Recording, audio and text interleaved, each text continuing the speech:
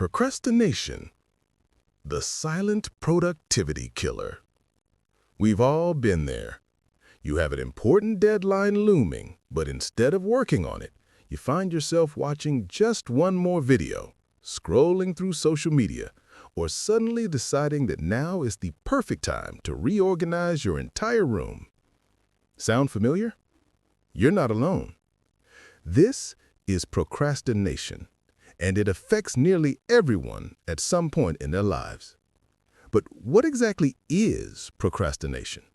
Why do we do it? And more importantly, how can we overcome it?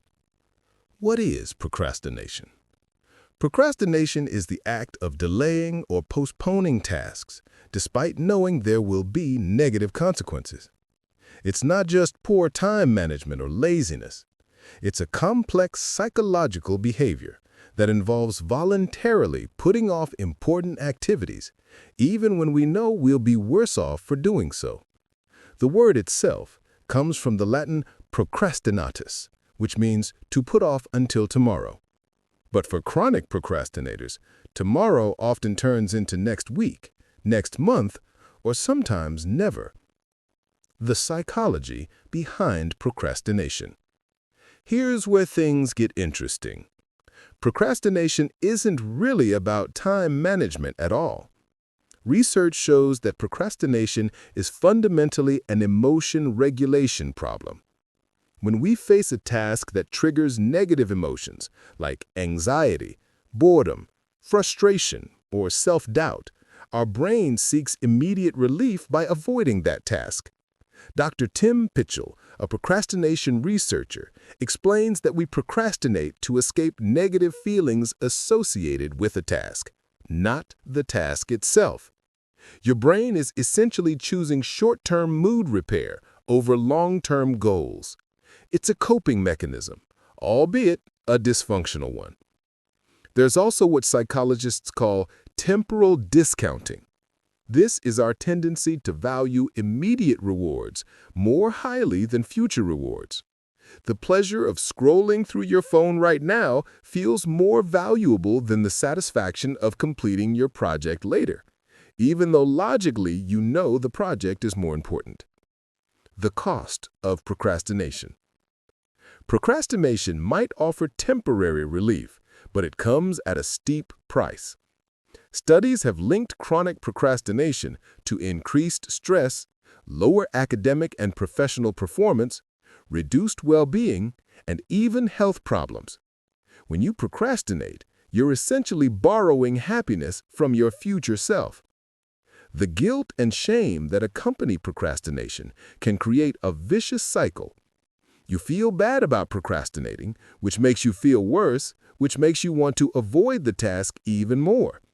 This cycle can lead to decreased self-esteem and increased anxiety over time. Breaking the cycle. So, how do we break free from procrastination? Here are some evidence-based strategies. First, practice self-compassion. Research by Dr. Kristen Neff shows that being kind to yourself when you procrastinate, rather than beating yourself up, actually reduces the likelihood of procrastinating again. Self-criticism just adds more negative emotions to the pile, which makes avoidance more appealing. Second, use the 2-minute rule. If a task takes less than 2 minutes, do it immediately.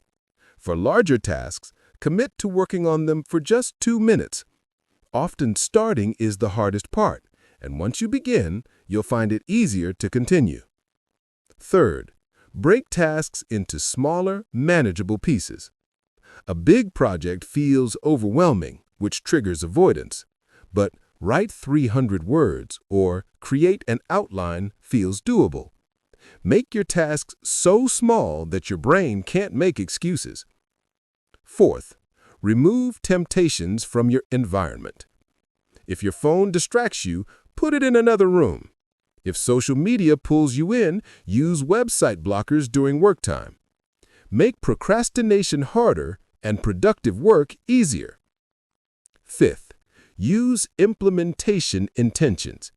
Instead of saying, "I'll work on my project tomorrow," Say, tomorrow at 9 a.m., I will sit at my desk and work on the introduction for 30 minutes. Specific plans are much more effective than vague intentions. Finally, understand your why. Connect your tasks to your larger values and goals. When you understand why something matters to you personally, it becomes easier to push through the discomfort. The takeaway: procrastination is a deeply human behavior. It's not a character flaw or a sign that you're lazy. It's your brain's misguided attempt to protect you from negative emotions. The key to overcoming it isn't about developing superhuman discipline. It's about understanding the emotional roots of avoidance and developing strategies to manage those emotions effectively. Remember, progress over perfection. You won't eliminate procrastination entirely, and that's okay. The goal is to procrastinate less, not to become a productivity machine. Be patient with yourself, experiment with different strategies, and celebrate small wins along the way. So, the next time you find yourself avoiding an important task, pause and ask yourself, what am I really avoiding here? What emotion is this task triggering? And what's one small step I can take right now, in this moment, to move forward? Your future self will thank you. If you found this video helpful, please give it a thumbs up and subscribe to the channel for more content on productivity, psychology, and personal growth. Share this video with someone who might be struggling with procrastination. They'll appreciate it. What's your biggest procrastination trigger? Let me know in the comments below. I'd love to hear your experiences and what strategies work for you. Thanks for watching. And remember, the best time to start was yesterday. The second best time is right now. See you in the